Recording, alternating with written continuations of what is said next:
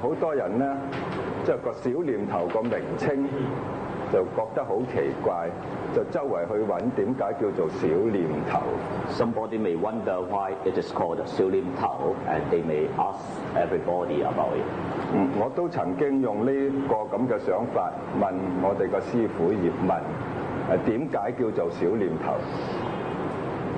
I myself have once asked my Sifu, Master Yip Man, why it was called 小念頭。佢嘅答覆，佢話即係立念啦咁。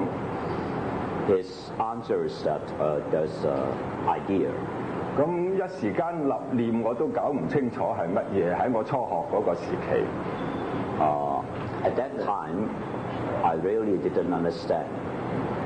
原來我學下咧，佢話你一路練落去咧，你就知啦。咁我經過好長時間嘅練習，原來將嗰個意念發揮喺個拳術嗰方面咧，就產生一種好大嘅能量喺度。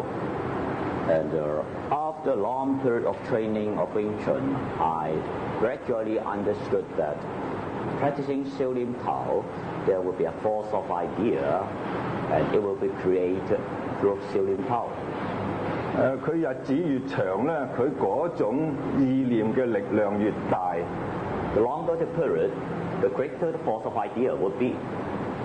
咁結果咧就全身都充滿咗呢種力量㗎啦。And every part of our body would have the force of idea.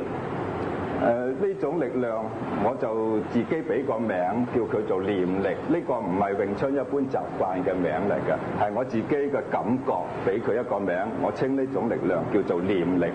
This force is called as force of idea, but it is named by myself.